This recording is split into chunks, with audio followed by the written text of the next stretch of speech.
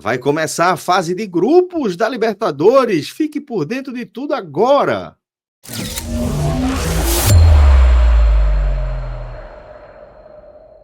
Olá, pessoal. Tá começando mais um Raio X aqui no Game Arena. Eu sou Celso Shigami, estou aqui com o maestro Cássio Zirpoli e com Fred Figueroa. E hoje a gente vai falar da rodada de abertura da fase de grupos da Libertadores. Antes de a gente começar a falar oficialmente aqui da nossa pauta, eu vou fazer aquele convite para você baixar gratuitamente o aplicativo do Game Arena. Basta você apontar a câmera do seu celular aí para um dos QR Codes aqui abaixo, ou então você baixar direto na sua loja de aplicativos, o nosso aplicativo do Game Arena, onde você vai ter um app de scores super completo, tá integrado à principal base de dados disponível no mercado, e você vai ter tudo ali em tempo real, e além disso, você vai ter também acesso a todo o nosso conteúdo exclusivo, autoral, produzido diariamente nas redações do Game Arena, como todos os nossos vídeos aqui, inclusive o nosso Raio X. Mas agora, abrindo oficialmente a nossa pauta, vamos falar dos jogos da terça-feira. Blocamos o nosso programa aí por dia, tá? Então teremos os jogos da terça, depois da quarta e, por fim, da quinta-feira. E nessa terça-feira, maestro, já temos o primeiro brasileiro em campo, o primeiro nordestino também em campo, Fortaleza para sua terceira participação na Libertadores, recebendo o Racing da Argentina. Celso, a terceira vez do Fortaleza sendo a segunda na fase de grupos, porque o time tinha ficado em quarto lugar no Brasileirão 2021, e aí jogou a fase de grupos, já entrou na fase principal, e parou só nas oitavas de final, caiu para o Estudiantes de La Plata. No ano seguinte jogou de novo a Libertadores, com o oitavo lugar, mas começou na fase preliminar e caiu na preliminar, perdeu o confronto que valia a vaga, o segundo confronto contra o Cerro Porteño do Paraguai. Aí em 24 não jogou e agora 25 de volta, ou seja, 3 nos últimos 4 anos, não é 3 espalhados em 50 anos, né? São 3 em 4 anos, ou seja, algo bem relevante. E novamente ficando em quarto lugar no Brasileirão, ou seja, novamente direto para a fase de grupos da Libertadores.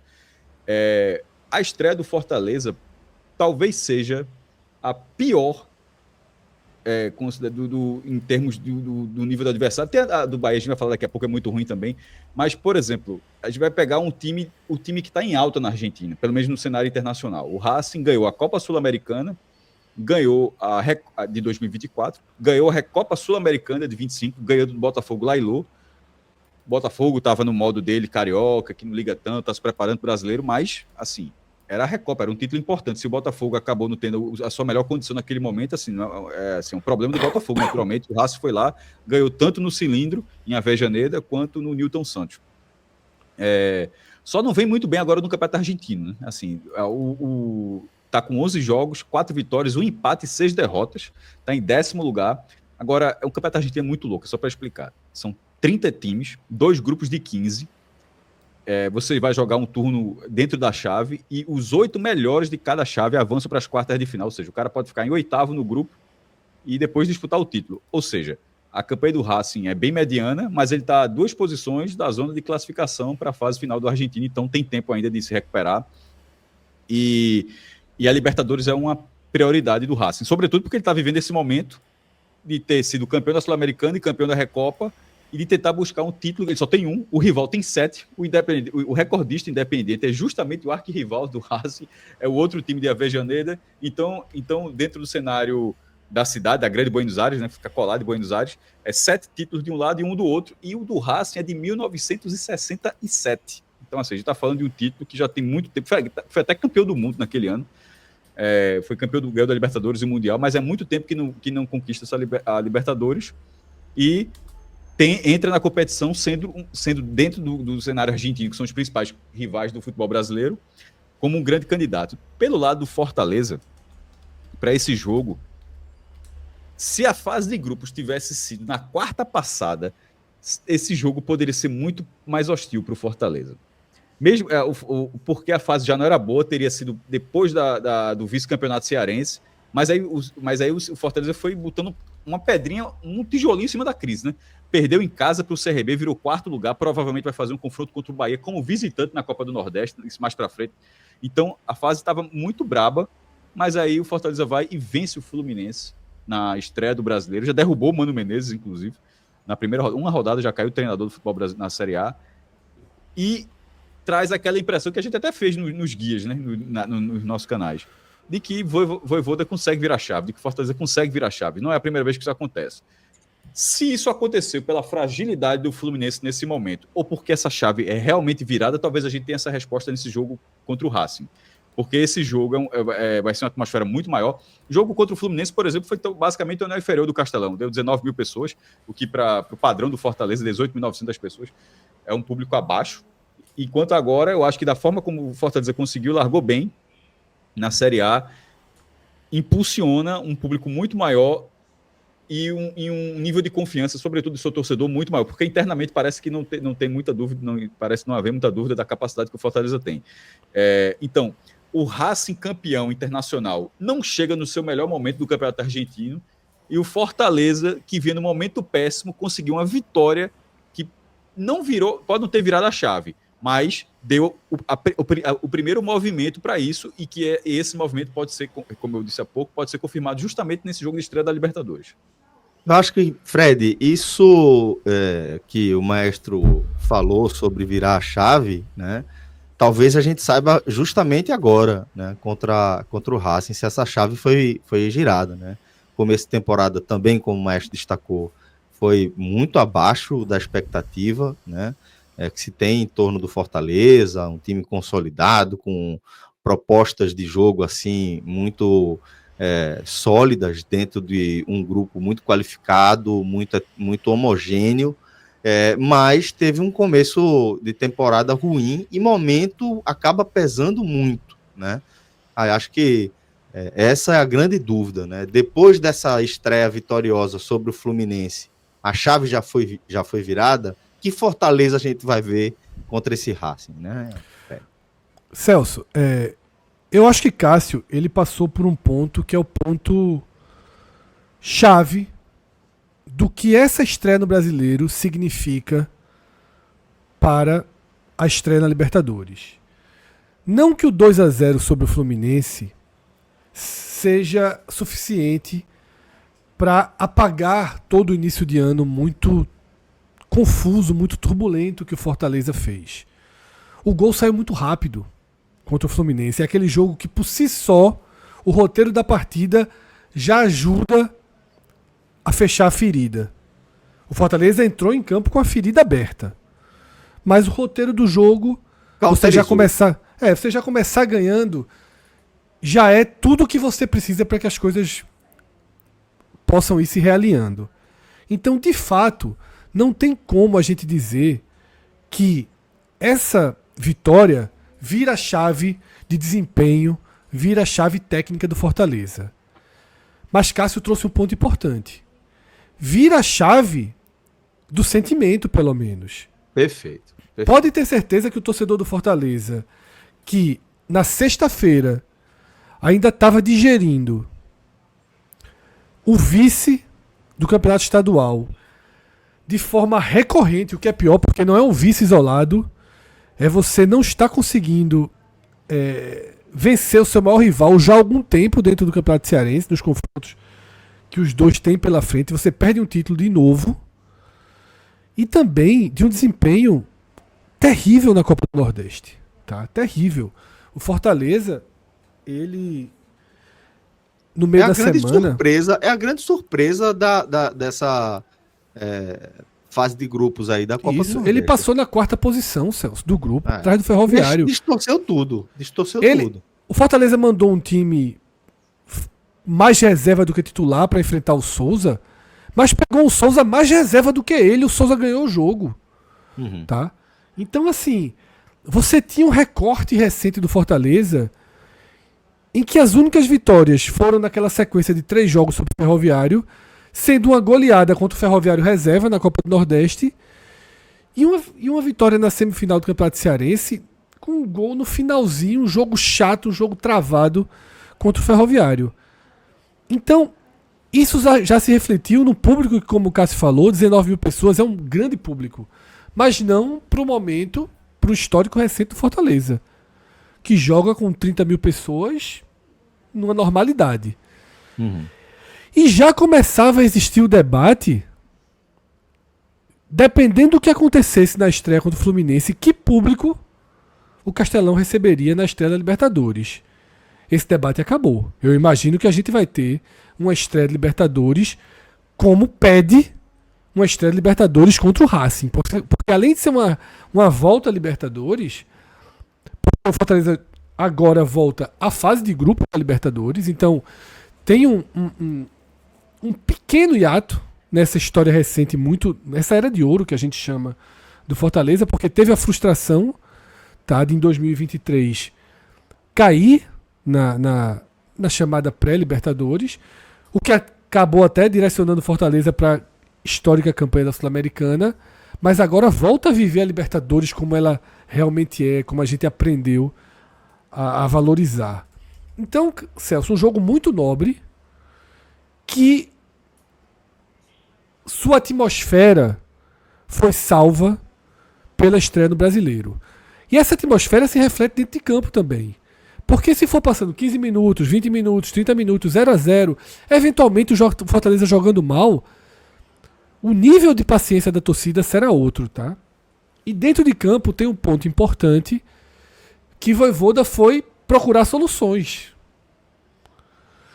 A vitória sobre o Fluminense, ela marca também a volta do Fortaleza com 3 zagueiros. Algo que Vojvoda já tinha, já utilizou demais em seu já longo trabalho, né, de anos aí à frente do tricolor, mas que esse ano o Fortaleza vinha sempre trabalhando com 2 zagueiros. Contra o Fluminense, montou um trio com Tinga, Tite e Kusevich, tá? Detalhe que os 2 super reforços para a defesa não estão jogando, né? Davi Luiz e Gaston Ávila. Então, Vojvoda opta por alinhar os 3 zagueiros que ele já tinha no elenco. Recoloca Pikachu como ala pela direita, tá? Diogo Barbosa pela esquerda, que era um reforço também que não tinha mostrado o resultado, fez uma boa estreia no Brasileiro, e arma o meio de campo com Paul Fernandes, Sacha e Martinez, deixando Pochettino de fora, que não faz um bom ano. Na frente só 2 atacantes, Marinho e Lucero, tá? Com o Davidson já estreando no segundo tempo, tá? Então eu acho que a gente vai ter a volta dessa formação. Se funcionou contra o Fluminense, eu não vejo agora Vojvoda dando um passo atrás, voltando para os 2 zagueiros. Agora tem um parâmetro, né? Ainda que, Celso, ele tenha jogadores que tragam a tentação. Porque, por exemplo, na hora que ele coloca um ataque com Marinho e Lucero, Moisés não está jogando. Tá? Moisés está de fora, que é um grande atacante do Fortaleza, importantíssimo ali para o contra-ataque. Faz uma diagonal absurda, impressionante. Então, mas eu acho que a escolha vai ser seguir o que começou a virar chave. Me pareceria um contrassenso ele voltar para o que não estava funcionando. Ainda que uma vitória traga um respiro, tá?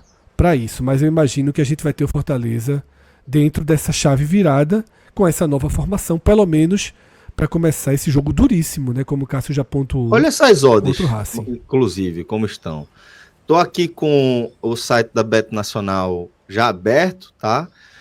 E é sempre importante ressaltar que as odds elas podem mudar de acordo aí com a série de fatores, mas nesse momento em que a gente está gravando, são essas as odds que a gente vai trabalhar. E reforço também, tá?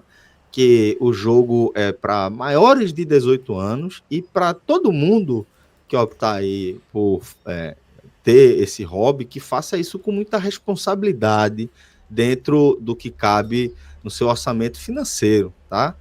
Se você gosta de dar aquela turbinada na experiência de acompanhar jogos de maneira geral e gosta de fazer a sua fezinha, faça isso sempre com muita responsabilidade. Mas as odds, elas trazem também, Fred, para além da tentação de análise ali do apostador, ela traz também um termômetro, né, de como os especialistas, vamos colocar dessa forma, enxergam o equilíbrio, ou de repente como a balança está pendendo mais para um lado ou para o outro. No caso aí, a Bet Nacional está apontando para a vitória do Fortaleza uma odd de 2,19 e a vitória do Racing pagando 3,40. O empate já é bastante alto também, é de 3,23. Então é um jogo de odds muito altas, com Fortaleza já pagando 2,19, o empate pagando 3,23 e o Racing pagando 3,40. A turma respeita, Celso. A turma sabe que quando a chave vira, a chave vira. A chave vira, Então, é verdade. Essas odds aí mostram o que a gente já sabe e que todo mundo sabe. Fortaleza deixou de ser uma criança, um adolescente na Libertadores. Como o Cássio falou, são 3 Libertadores em 4 anos, pô. É assim, já dá um respeito, já dá uma casca completamente diferente. Contra o Racing, Cássio, o Fortaleza fecha o ciclo dos chamados grandes da Argentina, tá? O Fortaleza já enfrentou em duelos oficiais todos os grandes clubes da Argentina. Porque na Argentina eles determinam isso, né, Cássio? Não é como no Brasil, que o grande, ou o gigante, ou o médio é subjetivo. Na Argentina é batizado, é tatuado na alma, né, do clube. Quem é grande, ponto, né? Não, no caso do Racing, ele vai até além disso. Ele é conhecido como El Primer Grande. Não é que ele seja oficialmente grande. Ele é conhecido como o primeiro grande, porque na época amadora, o Racing chegou a ser heptacampeão argentino, que é a maior sequência da história. Ganhou em 13, 14, 15, 16, 17, 18, 19. Aí depois ainda ganha 21. Mas isso, o Campeonato Argentino, ele existe desde 1891. Então a gente tá... Enquanto aqui a galera estava jogando, começando estadual, os caras já tinham 10 anos jogando no Campeonato Nacional. Uma outra relação também, obviamente. Então o Racing, ele, como você disse, ele é oficialmente um dos grandes da Argentina, mas o slogan do clube é que ele é o primeiro grande, na verdade. Os outros... Detalhe, e o Fortaleza fechando aí esse G5, né? E tendo já outros jogos que, por exemplo, Fortaleza, como eu falei, já enfrentou Estudiantes, que dentro da lógica brasileira, vendo do Brasil, não faz o menor sentido que o Estudiantes não seja grande. Um clube que é tetracampeão da Libertadores, e lá não é... Tetra. Nenhum brasileiro é tetra. O máximo que o futebol brasileiro tem são tricampeões da Libertadores. Aí o Estudiantes é tetra, e não é... Aos nossos olhos, o Estudiantes é muito maior que o Racing, inclusive. Muito maior. Muito maior. Na minha aos nossos olhos brasileiros. Enxergar, sim. Na minha forma de enxergar, sim. O é muito antigo, né? O ápice do Racing, né? Que é próximo do Estudiantes. O Racing foi campeão em 67. Aí o Estudiantes foi campeão em 68, em 69 e em 70. Foi o primeiro, inclusive, a ganhar 3 anos seguidos. Depois o Independiente quebra essa marca. Mas o Estudiantes ganhou de 2009. Em cima do Cruzeiro no Mineirão. Então, assim, tem uma Libertadores aí já de lá para cá, dos anos 80 pelo menos para cá, acho que tem mais campanhas sólidas na Libertadores do que o Racing. Pelo menos é a sensação que eu tenho. Não, tem um título. O Racing não tem nem vice-campeonato. Assim, tem acho que não tem nem vice-campeonato. Tem o título de 67, pronto. E os títulos argentinos, o Racing até ganhou recentemente, mas ele passou muito tempo sem ganhar. Então...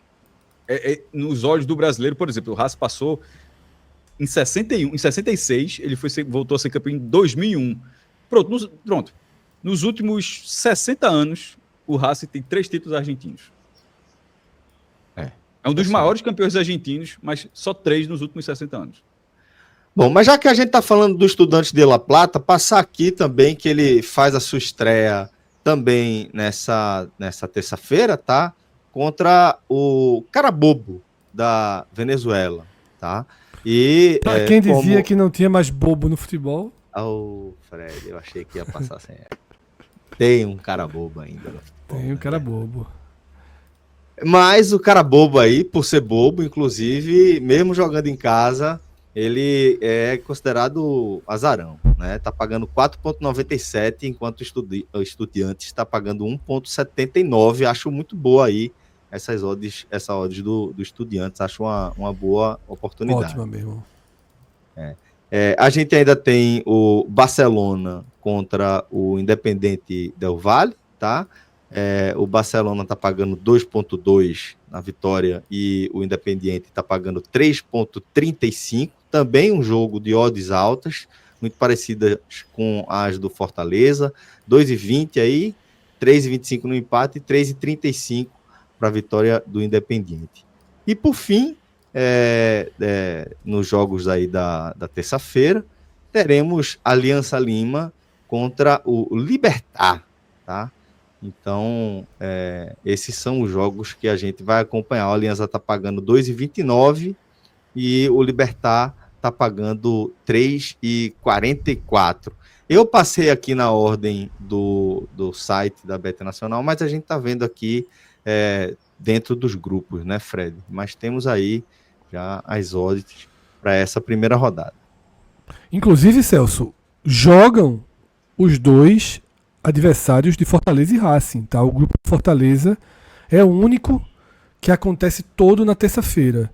A gente tem o Bucamaranga da Colômbia contra o Colo-Colo do Chile, tá? Então, esse jogo é dentro da chave do Fortaleza.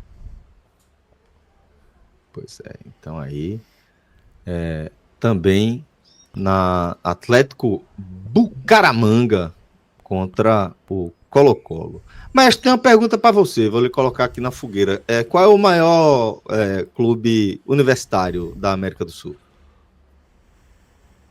Universidade do Chile. Universidade do Chile, né?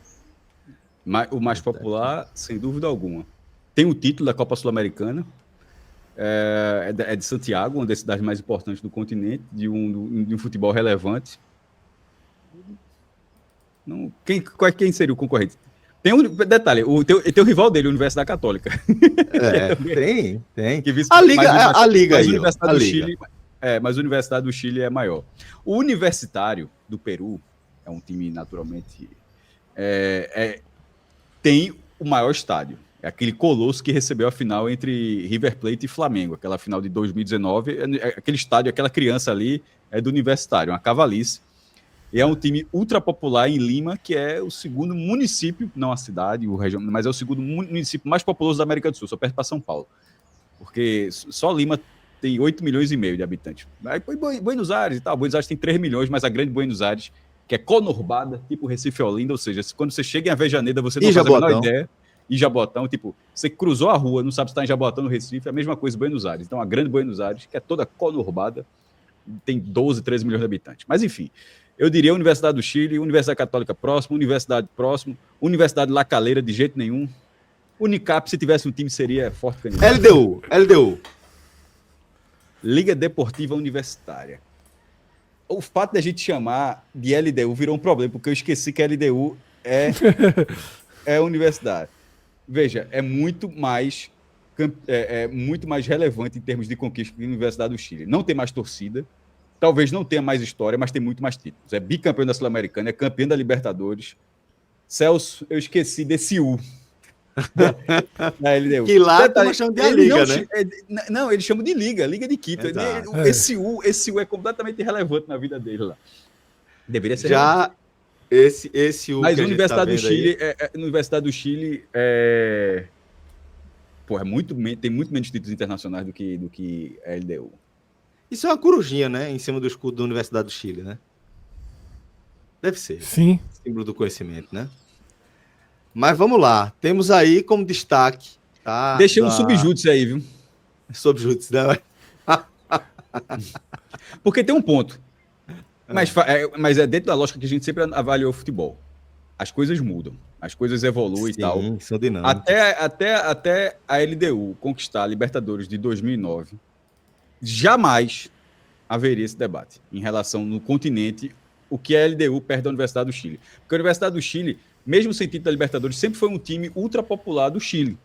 Sempre foi um time que joga no Estádio Nacional de Santiago, sempre foi um time quando você pega o grupo, rapaz, cai na Universidade do Chile. Assim, você não fala assim, pegou, tá ligado? Pegou seta, pegou com todo respeito, o cara bobo. Então, e a LDU tem um pouco disso. E a LDU... Tu tá gastando o teu todo respeito com cara bobo. Cara bobo não tem todo respeito não, pô. Precisa não, né? Precisa não. Eles até estranham. Rapaz, o cara lá do Recife falou com todo respeito. E cá pra nós. Agora já que tá liberado, né? Então, e cá pra nós. Se os caras se batizaram desse jeito, meu irmão, não sou eu que vou defender, não.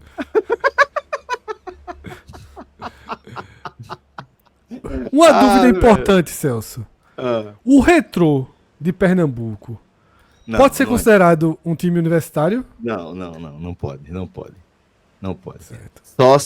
Só se ele jogasse com o nome da universidade que ele está vinculado ao mesmo grupo econômico. Não pode. Certo, ok. Mas foi uma boa pergunta. Mas vamos lá, Fred. A gente tem como destaque aí, tá? Universidade do Chile contra o atual campeão da Libertadores, o Botafogo. Qual é a sua expectativa aí para a estreia do gigante, Fred? Celso, muito parecido com a abordagem que a gente teve do Fortaleza. É mais um caso que a estreia da Série A deu um... Calma que a situação não é bem assim. Porque o Botafogo foi o pior time do Brasil entre os 20 da Série A no primeiro trimestre. Tá? Um aproveitamento ridículo de 30%. Perdeu Recopa pro Racing. Perdeu Supercopa do Brasil pro Flamengo. Não se classificou sequer para Taça Rio. E para coroar tudo isso, escolheu como treinador Renato Paiva, que deixou uma péssima impressão no futebol brasileiro. Péssima. Passagem pelo Bahia ali foi... Péssima, horrorosa. O pior treinador que passou no Bahia nos últimos anos, com sobra, tá? Com sobra. O primeiro da era City, né? Isso. Do Bahia. E assim, deixando a pior impressão possível, inclusive estremecendo, né? O começo dessa relação da torcida com o grupo, né? Porque foi de uma estupidez no tratamento com torcedores, com imprensa de forma geral, né? E mesmo assim foi bancado, foi mantido para muito além do que deveria, deu aquela entornada no caldo, mas aos poucos o Bahia conseguiu reverter esse cenário na relação aí com o time na era City. Desculpa. Mas precisou tirar Paiva, né? Precisou. E aí, Celso, o Botafogo ignorou a passagem de Paiva pelo Brasil e fez a mesma leitura que o Grupo City fez para trazê-lo para o Bahia. Então você apagou, passou uma borracha, tá? No período de Paiva no Bahia. E aí veio a estreia na Série A contra o Palmeiras. E o Botafogo foi um time digno. Foi um time competitivo. Pegou um Palmeiras lambendo suas feridas da frustração de perder o título estadual 3 dias antes para o Corinthians, com um roteiro extremamente tenso ali, né? Uma reta final de jogo que você acaba elevando irritabilidade, frustrações. E aqui nem cabe muito a gente racionalizar peso de estadual, porque, queira ou não, a rivalidade é muito grande e foi um super jogo, uma super final, Corinthians e Palmeiras, independentemente do peso tácito de um campeonato estadual. Então o Botafogo foi ao Allianz Parque e igualou o jogo contra uma daquelas equipes que a gente considera primeira linha do futebol brasileiro. E a gente até tirou o Botafogo esse ano, pelo que o Botafogo mostrou dentro de campo. E quando eu falo a gente, não é só 45 minutos o Game Arena. Todas as tier lists que foram feitas não colocaram o Botafogo no mesmo degrau onde estão Palmeiras, onde estão Flamengo, Inter e Atlético também. Mas foi uma estreia da Série A digna. Também não foi espetacular não, tá? Também não foi espetacular não. A do Fortaleza foi melhor. A do Botafogo foi digna, foi competitiva. Savarino ali no meio, montou um sistema com 3 volantes. Mas a resposta precisa continuar a ser dada. Eu não sei como estão as odds, Celso, Mas eu não vejo o Botafogo favorito para esse jogo lá em Santiago, não. Tá? O peso da Universidade do Chile, a tradição. E, repito, a estreia, o 0-0 no Allianz Parque, para mim não muda completamente a visão sobre esse É Botafogo. favorito, mas muito apertado, né? A Universidade do Chile, como mandante, está pagando 2,82, enquanto o Botafogo está pagando 2,48, né? Apesar de ser visitante. Mas a gente não pode esquecer que é também o atual campeão, né? Da competição. E, de certa forma, sei quanto dessa boa estreia no Campeonato Brasileiro restaura, né, desse respeito de ser o atual campeão, né? O Botafogo passa um pouco pelo que foi o Fortaleza. O Fortaleza, mais pelo resultado que ele teve diante do Fluminense. Porque o resultado do Fortaleza foi melhor, o Botafogo empatou, querendo ou não. Mas a performance do Botafogo no Brasileiro, ela ensaia a percepção que o botafoguense tem muito nesse ano. Quem está de fora está vendo o Botafogo, ó, não está a mesma coisa do ano passado, tal, de ter ido mal no Carioca, mas ter entrado muito forte no Brasileiro. Enquanto o botafoguense está meio desconsiderando isso, pode ver, inclusive, como estava muito empolgado lá no Allianz Parque, lá, apoiando bastante o time.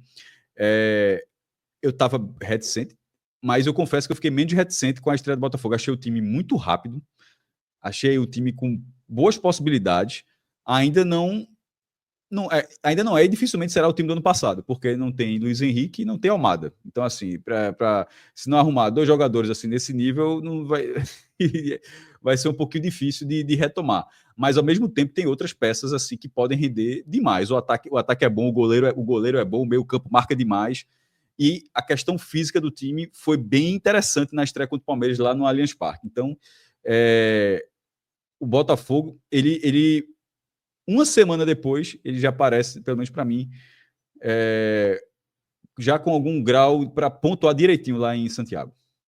Saiu um vídeo muito legal, né, de Luiz Henrique acompanhando a estreia do Botafogo, né, lá na Rússia, né, e no Corsário, total no Corsário, com a tela toda troncha na diagonal, ele reclamando que não tem Globo na Rússia. A mulher deu até um vacilo, aí pode acender a esperança aí do torcedor do Botafogo, porque a mulher dele, que também acaba vazando ali, não estava prestando muita atenção na interlocução e acaba falando que sim, era muito melhor estar no Rio de Janeiro. E aí, não, paga, ficou essa resenha, mas realmente é algo que, por enquanto, vai ficar só na lembrança, na saudade aí do torcedor do Botafogo. Falando aí de outro brasileiro, da quarta-feira, a gente vai falar do São Paulo, desse meio campista aí, né? Luiz Ubeldia. Velho, eu sempre fico impressionado. Esse volante. Esse volante, justamente. É impressionante, velho. O dia que acho que interrompeu a carreira muito cedo, com 23 anos, por conta de uma lesão grave. Começou a carreira muito cedo de treinador, com 25 anos, e agora, com 40 e pouco, já é um cara rodado, já é um cara. A gente na coletiva, Celso, em Maldonado, né? Não sabia quem era. Foi ele e o capitão dele. O capitão dele era mais velho que ele. Quem é o treinador e quem é o capitão da LDU? Naturalmente a piada funciona, mas na hora bate uma dúvida mesmo. Meu irmão, quem é aí, bicho? Até porque ele tava usando aí na hora da pergunta, olha pra baixo e fala, só uma pergunta aqui ao capitão e fala quem quiser que responda. Até porque ele tava com um uniforme assim mais informal. Isso, uniforme. O jogador também, no caso, tá falando, os dois. Só que o jogador tava com agasalho ainda, ele é que tava mais informal ainda que o jogador. E, ficou uma dúvida terrível ali. Mas, enfim, o fato é que o São Paulo de Zubeldia, e apesar desse currículo que a gente passou, de ser uma revelação do cenário dos treinadores da América do Sul, ele não encaixou como uma luva ali o trabalho dele no São Paulo, né? E agora tem essa estreia diante do Talheres. E queria saber também, Fred, rapidamente aí a sua expectativa para essa partida. Vou já te passar, inclusive, as odds no Bet Nacional, apontando aí vitória do Talheres pagando 2,16 e a vitória de São Paulo pagando 3,74, jogo pelo grupo D. Celso, de fato o Zubeldia chega sob forte pressão. E aí, ao contrário de Fortaleza e Botafogo, aqui a estreia do Brasileiro reacendeu a pressão que já existia sobre ele, tá? Não foi um treinador que entregou tudo o que se esperava no passado, mas eu também achei a pressão exagerada, a de 2024. No entanto, o São Paulo se qualificou, o São Paulo trouxe reforços e o Zubeldia não vem conseguindo dar o encaixe. Inclusive, não tem conseguido colocar todos para jogar. Nessa estreia do Brasileiro, ele não teve nem Lucas, nem Oscar. Duas peças, né, assim, essenciais. Se você for pensar em tamanho do elenco, a proporção ali... Isso. Até características, precisaria ter pelo menos um deles, né? Exato. E aí, ele fez a escolha contra o Sport, que era um clube que vem de uma temporada de um primeiro trimestre ruim. Ele fez uma escolha de montar um meio de campo com 3 volantes.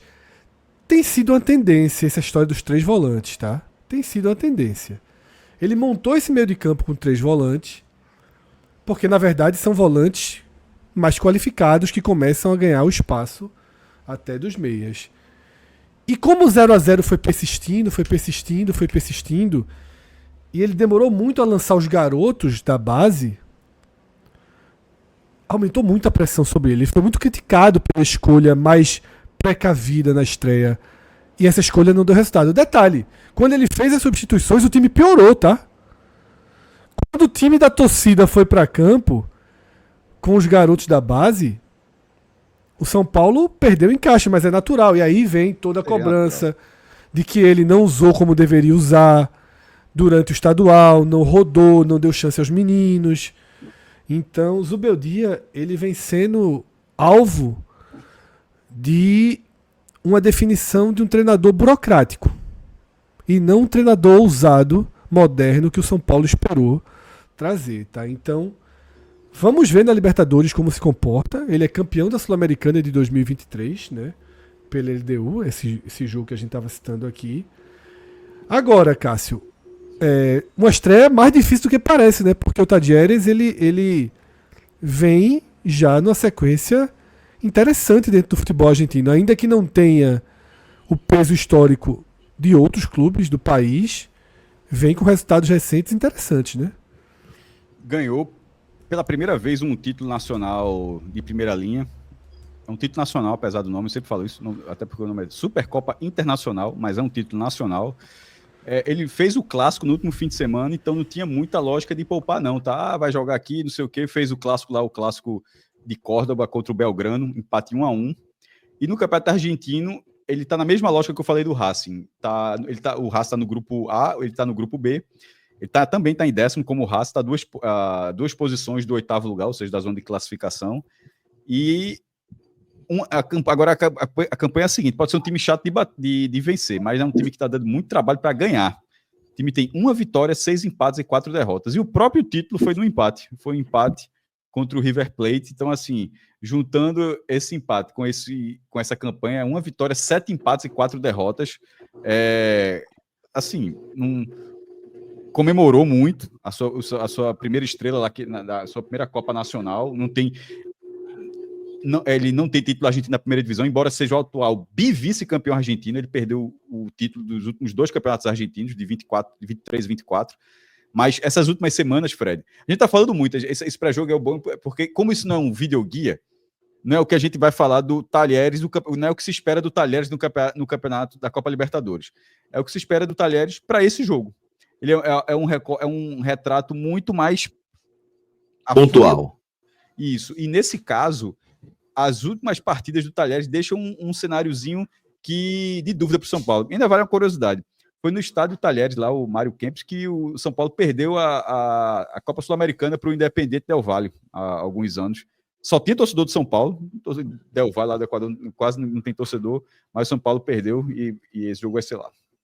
Temos outro universitário também na noite. Temos o Universitário de Deportes, que é de Lima, encarando o River Plate. Esse jogo aí tá pagando 4,07 na vitória do Universitário e 2,02 na vitória do River Plate. Aqui também, maestro, tem uma pergunta para você. Qual é o maior nacional? O de Medellín ou o do Uruguai? Vamos jogar também aí. O outro tem muito mais torcida. Na verdade, o Atlético Nacional, se brincar, tem 3 vezes a população do Uruguai de torcida. Mas, assim, é inquestionável que a quantidade de títulos do outro... Aí você fala, pô, mas o LDU não tem título, mas no caso nacional são títulos espalhados em toda a história, ou seja, o time foi grande a vida toda, sabe? Não é um recorte ali de 10, 15 anos onde concentrou tudo. Mas o de Medellín tá pagando 1,73, tá bem favorito aí. Bem favorito, Celso. O Nacional de Montevidéu, pagando 4,7. Quando a gente fez o sorteio ao vivo e a gente fez a avaliação, a gente comentou algo muito curioso. Nesse grupo F, o cabeça de chave é a quarta força. O Nacional era o cabeça de chave que todo mundo queria cair no grupo dele. Ele é a quarta força num grupo que tem Bahia, Inter e Atlético Nacional de Medellín.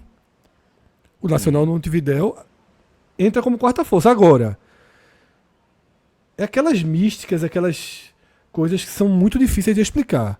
Chega na Libertadores, ninguém vence fácil, endurece, classifica. Costuma classificar, é raríssimo cair na fase de grupo. Uhum. Mas, friamente analisando, é um cabeça de chave, que o cabeça de chave foi ele do grupo. Ele é o cabeça de chave do grupo F, mas é a quarta força desse grupo. Então, eu estou dizendo isso porque, para mim, se justifica essa odd com um amplo favoritismo para o time da casa, né? Pro time Lembrando, 1,73 para a vitória do Atlético de Medellín, do Nacional de Medellín, e 4,7 a vitória do time de Montevidéu. Teremos ainda um jogo aí pesadinho. Clássico. Um super clássico. Valendo pelo grupo H, teremos às 19 horas Vélez Sarsfield, isso lembrando o jogo da quarta-feira, né? Vélez Sarsfield e o Peñarol, que não é o Peñarol do Uruguai, é o Peñarol do Maestro. Maestro, Vélez Sarsfield e Peñarol. Peso ou não tem peso nesse jogo? Caramba, a gente tá falando tem, peso tem, naturalmente. A gente tá falando de momento muito louco, assim, de uma virada para outra. O Vélez, eu falei que o Talheres é o atual vice-campeão argentino e o Vélez é o atual campeão. Ganhou o campeonato na última rodada. Eram 3 times disputando, o outro era o Huracan. E não ganhava muito tempo, então, assim, o Vélez disputou todas as competições nacionais da Argentina em 24. Foi vice da Copa Argentina, foi vice da Copa da Liga Argentina, foi vice do Troféu de Campeões, mas no principal ele foi campeão, porque não tinha final. Todos os outros que tinha final ele perdeu. Mas a questão é, virou o ano, isso foi em dezembro, tá? Virou o ano e o time simplesmente beirando lanterna do campeonato. Assim, uma campanha 8 pontos em 11 jogos. Então, o Vélez perdeu o treinador, assim, é o campeão argentino entrando em campo, mas vivendo um momento tão ruim que é difícil imaginar Por exemplo, nessa última rodada, só para tu ter noção, nessa última rodada ele perdeu em casa para o Deportivo Riestra, que acho que vocês nem conhecem. Tirou a gente para nada, viu, Celso? Foi foda, viu? Não foi foda. Mas se você conhecer, parabéns. O Deportivo Riestra é um time, você tirou para nada, você tirou para nada, mas ganhou na sua tiraria para nada aí. Não, esse Deportivo Riestra tem uma particularidade. Ele é na Avejaneda, não. Acho que ele é de Buenos Aires. O estado dele fica perto do estado de São Lourenço, se eu não me engano. Eu acho que é isso, é perto do estado de São Lourenço. É o menor estádio de um time de primeira divisão. Vê que coisa específica, até onde eu vi isso. É o menor estádio de um time de primeira divisão de um país atual campeão do mundo. Nunca tinha tido dessa forma. Tipo, a Argentina é a atual campeã do mundo, certo? Tipo, quando alguém tinha um estádio tão pequeno, assim, cabe 2.000 pessoas no estádio, tipo, na primeira divisão. Assim, é porque lá na Argentina não tem essa regra. No futebol brasileiro, por exemplo, é 10 mil para um mínimo. O campeonato estadual pernambucano, semifinal, se for menos de 10 mil, o cara já não joga em casa, o cara tem que jogar outro canto. Na Argentina, o cara pode jogar primeira divisão. Isso, por que fizeram matéria disso? Porque teve o jogo Riestra contra o River Plate. E aí? Como é que foi? E lá a turma não vê de mando de campo, não, né? Não puxa ali pra. Não, é justamente o jogo foi lá. O jogo foi lá. É bronca, e é bizarro, mas enfim. O jogo não foi lá, o jogo foi na casa do Velho, deu o Riestra. E para fechar, tá? Os jogos da quarta-feira, a gente tem Brasil contra Olímpia. Do jeito que tá da Olímpia. Do jeito mestre, que tá da Olímpia. Deixa eu perguntar agora para você. Perguntar para você. Pelo escudinho, tu sabia que se tratava aí do Clube Deportivo San Antônio Bulo Bulo? Não, Bulo eu tava ligado que era o Bulo Bulo, porque no sorteio da Libertadores tava todo mundo ligado nesse time aí. Tava com a cara. Ravel tava com medo. Ravel do Bahia tava com medo de pegar o Bulo Bulo. Ele é deixa eu ver aqui, vou te dizer. Ele fica no distrito, na cidadezinha chamada Entre Rios, que tem 5.080 pessoas, a população. Ainda bem que não é metros, viu, pro Olímpia. Mas veja, exatamente. Isso aí seria do Himalaia. Mas do departamento de Cochabamba, se você olhar o mapa da Bolívia, ele é basicamente o meio do mapa. Se você traçar aí onde seria o meio da Bolívia, ele deixa muito claro. Entre rios. Ele tá entre rios ainda, para completar, né? No meio e entre rios. Exatamente. E aí, numa altitude aí na casa dos 2.500. Oxi, é chão. Ficha. Chão. 2.500, o cara respira com um pulmão só. Tá pagando quanto a criança? Bulo tá pagando 4.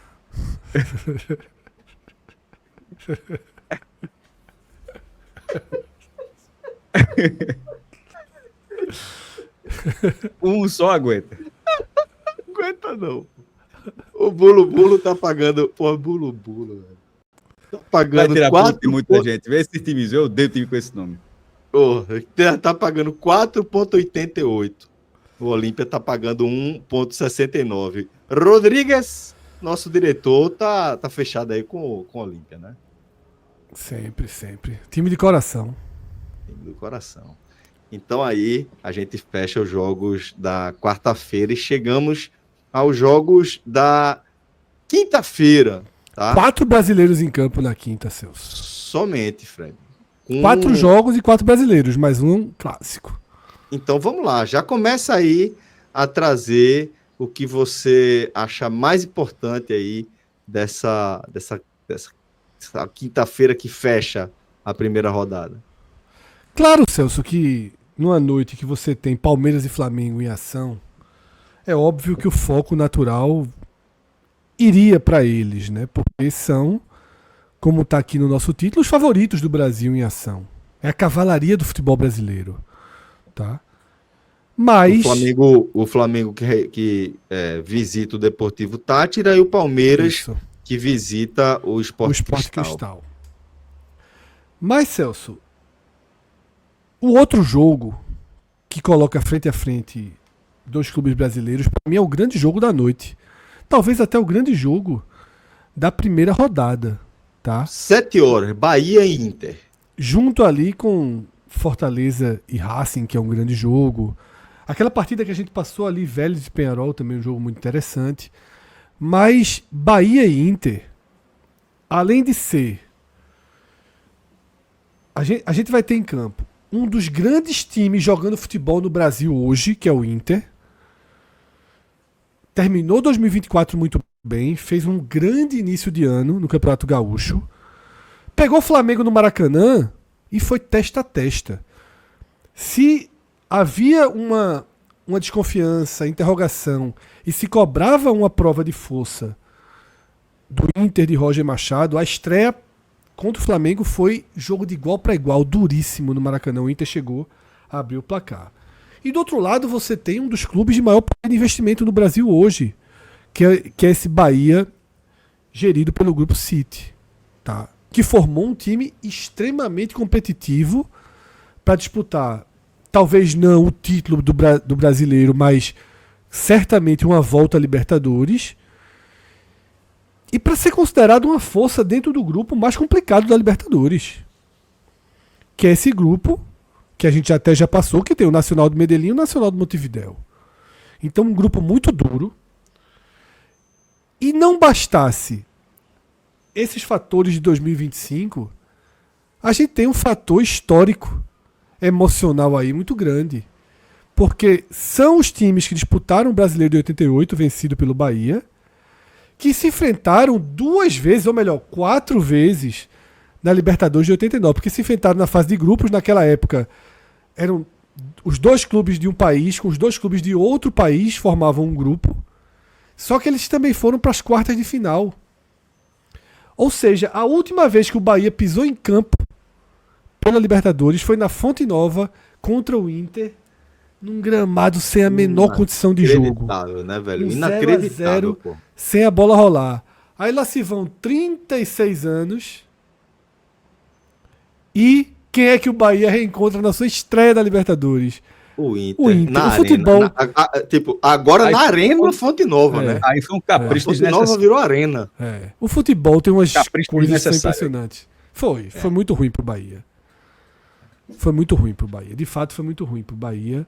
Ruim pro Inter também. Impressionante, Roger, mas- né, Fred? Dentro da Libertadores, assim, mais da questão técnica, eu acho ruim você ter um time do mesmo país. Assim, o legal são os jogos internacionais e tal, assim. Além de ser um adversário muito difícil, mas eu falo assim, pô, seria depois de tantos anos, no caso do Bahia, 36 anos. que o Bahia não jogava Libertadores, Sim. E ter outro time. Imagina estrear com o Racing, Cássio, como o Fortaleza está estreando. Exatamente. Muito melhor. Exatamente. Mas, Fred, como eu tava falando, impressionante, Roger, né, velho? Como o Roger conseguiu se recolocar numa prateleira elevada ali, né, dos treinadores do futebol brasileiro, depois de temporadas, basicamente, de ostracismo, né? Uma delas pro Bahia. Ele chegou no Bahia ainda com um peso que ele tinha anterior, mas não conseguiu fazer um bom trabalho no Bahia. Fez um trabalho médio, não foi um trabalho horroroso no Bahia, não. Mas também Fez um muito trabalho ruim no trato do dia a dia ali. Não foi confuso, né, Celso? Eu não sou um entusiasta de Roger Machado, da linha de jogo dele. Mas o fato é que depois que ele foi pro Juventude ano passado e abandona o Juventude no meio do trabalho, né? Eu entendo, você abandona para ir pro Inter, mas esse é um dos motivos que eu não sou um grande entusiasta de Roger. Mas é inegável e tem que aplaudir a forma como ele finalmente... O finalmente não é para ele, o finalmente é porque o Inter investe, traz super treinadores e sempre fica com resultado nota 6, nota 5. Agora parece que o Inter conseguiu, enfim, dar um passo a mais, tá? E justificar esse investimento. É um time que vem muito forte pro brasileiro e vem muito forte para essa Libertadores. Agora, do outro lado vai ter um Bahia também muito forte, tá? Com a vantagem que já tem 4 partidas nessa Libertadores. Já viajou, já sofreu, já teve missões a cumprir. Claro que não foram, tecnicamente, provas de força das maiores, tá? Nem o The Strongest, que tem uma tradição já pela força da altitude, muito menos o Boston River, não eram adversários tecnicamente capazes de ser um parâmetro para o Bahia. O Boston River até levou muito, né, ao máximo que pôde, a dificuldade no jogo de volta, segurou ali o 0-0 por muito tempo. Mas esse Bahia está muito frio, Celso, montado para isso. Um time que mostrou força, fez uma estreia na Série A contra os reservas do Corinthians. O Corinthians só tinha um titular em campo. Mas o Bahia estava fazendo o que se imagina que um time titular deve fazer com um time reserva de grande... Um time reserva de respeito, que é o reserva do Corinthians. O Bahia dominava o jogo até ter expulsão, tá, de Everton Ribeiro, e aí mudou o curso da partida. Mas é um jogaço, tá, Celso? É um jogaço. Muito de igual para igual. Não sei se as odds consideram como fator mais relevante o ano quase perfeito do Inter ou a Fonte Nova. As odds mostram um equilíbrio, mas estão dando peso aí da Fonte Nova e também do elenco do Bahia, né? Que é um time que tem muitas opções, né? Um time que consegue arrumar alternativas interessantes dentro do jogo. Então o Bahia está pagando 2,29 e o Internacional, apesar desse começo de temporada que Fred destacou, está pagando 3,25. O empate está pagando 3,18, tá? Mais o Bahia considerado favorito. Aí eu concordo, tá, Celso? Eu acho que o mando de campo pesa muito. Mas se eu fosse, eu iria ali na região do empate. Porque o Inter mostrou muita força. E 18. É uma boa aposta, tá? Esse empate é uma boa aposta, porque talvez em algum momento, Celso, esse empate seja negociado pelos dois times. Você precisa trabalhar. Rogério Ceni fez uma reclamação que eu concordo muito. É meio choro porque a tabela vale para todo mundo e é assim há algum tempo. Mas eu concordo, mesmo tendo um quesinho de choro, que o Bahia, como vem pelo pote 4, o Bahia veio da pré-Libertadores, ele pega uma tabela que Ceni definiu, que é uma tabela feita para você não se classificar. Porque as duas últimas rodadas do Bahia são Nacional do Medellín, em Medellín, e Inter em Porto Alegre. É como se o Bahia tivesse que resolver tudo até a quarta. Agora. Até a quarta rodada. E aí é estreia com peso de decisão. Mas ao mesmo tempo, da primeira até a quarta rodada são 3 jogos em casa. 3 em casa e fora. Mas é o que eu tô dizendo, mas aí a estreia vira peso de decisão. Claro, tudo bem. Acho que todo mundo tem. Veja, eu não concordo com essa linha de Rogério Ceni, não. E não foi pro Bahia, não. Foi para todo mundo ali do grupo do pote 4 e tal. Poderia ser mais uma distribuição melhor, ou seja, todos os times jogarem uma em casa, 2 fora, ou se os 2 jogos em sequência fossem 2 fora e 2 em casa, fosse no miolo da tabela e não nas 2 últimas rodadas, ok, poderia. Mas a gente tá falando de um campeonato onde todo mundo vai jogar 3 em casa e 3 fora, e aquela questão de olhar o copo meio cheio, meio vazio. O copo do Bahia, largar com 3 de 4 em casa não é ruim. Assim, perfeito, eu concordo, Cássio, mas, repito, transforma... Eu só contrapondo não, eu concordo, eu concordo. 3-1 é excelente para largar. O problema é que vira uma decisão, o primeiro jogo. Você estreia já muito sob pressão. Agora, o Bahia veio da pré, então ele vem já nesse espírito. Mais até do que o Inter. Tá, Celso? Sim. Só para fechar, o Bahia, que queira ou não, é um clube que o 45 Minutos acompanha mais de perto, né? E aí a gente pode trazer um pouco mais de detalhes.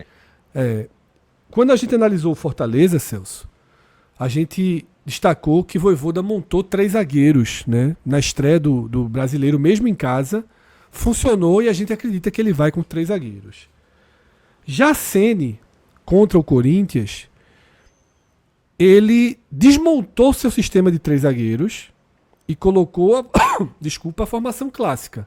2 zagueiros, 2 laterais, a formação clássica que se joga futebol no Brasil e em boa parte do mundo hoje em dia, que é aquele velho 4-3-3, que às vezes 4-1-4-1, mas... Né, os losangos, isso, que a turma consegue visualizar. Dentro da lógica mais clássica. No entanto, eu encaro que a escalação contra o Corinthians, sabendo que o Corinthians, campeão estadual na quinta, que mal treinou, que os principais jogadores sequer entraram no avião para ir para Salvador, eu acho que Ceni mexeu de acordo com o desenho que aquela partida estabeleceu. Mas acredito que contra o Inter ele volta para os 3 zagueiros. E os 3 zagueiros de Ceni, eles lembram até um pouco algo que o Vojvoda já fez, mas não fez esse ano, que não são 3 zagueiros e 2 alas.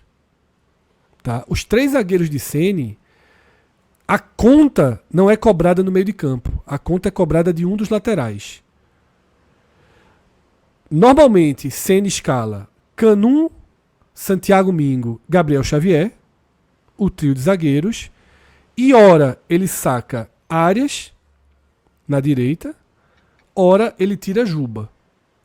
Quando ele tira Arias, Gabriel Xavier cai um pouco mais pela direita, quando o time tem a bola. Quando ele tira Juba, é Mingo que faz essa função. Tá? Então, muita gente, né, que acompanha o Bahia mais de perto, por Arias não ter jogado contra o Corinthians, imagina que para esse jogo ele deve retirar Juba, coloca os 3 zagueiros e mantém a área na direita. Mas Juba foi bem contra o Corinthians. Então talvez você realinhe aí e jogue com 3 zagueiros caindo, o Gabriel Xavier pela direita e Juba mantido. Mas a única dúvida eu imagino que seja essa, tá, Celso? Porque depois disso você vai com Jean Lucas, tá? Com Caio Alexandre, Everton Ribeiro, Ademir de um lado, Pulga do outro e Lúcio na frente, tá? Lúcio Rodrigues, jovem jogador uruguaio que tá muito bem no Bahia. Muito bem, incansável. Impressionante. E seguindo aqui com as odds, tá? O Deportivo Táchira, mesmo recebendo o Flamengo, grande azarão aí da primeira rodada, pagando 6,95 e o Flamengo pagando 1,44. O Central... Tá bom, viu? Tá bom. Tá bom do Flamengo. Tá bom, 1,44, pagando acima de 1,4, também considero uma entrada muito interessante aí. 1,44 a vitória do Flamengo. O Central Córdoba está pagando 2,25 contra a LDU de Quito, enquanto a Liga está pagando 3,42. E por fim, o Sporting Cristal pagando 5,85. E olha aqui, Fred, o Palmeiras pagando 1,54. O que é que você acha aí dessas odds? Celso, o Deportivo Táchira é pior que todos os times da Série A, pode ter certeza. Tá? Tem a viagem para Venezuela, mas o Flamengo é muito favorito para esse jogo, mas muito favorito. Eu sei que 1,44 não costuma ser uma odd que os especialistas recomendam. Eles vão sempre tentar casar, por exemplo, o Flamengo com o Palmeiras, mas o Palmeiras vem tão bem assim pra gente confiar uma odd de 1,55 não. Eu acho que até passaram odds nas páginas anteriores ali, algumas mais interessantes.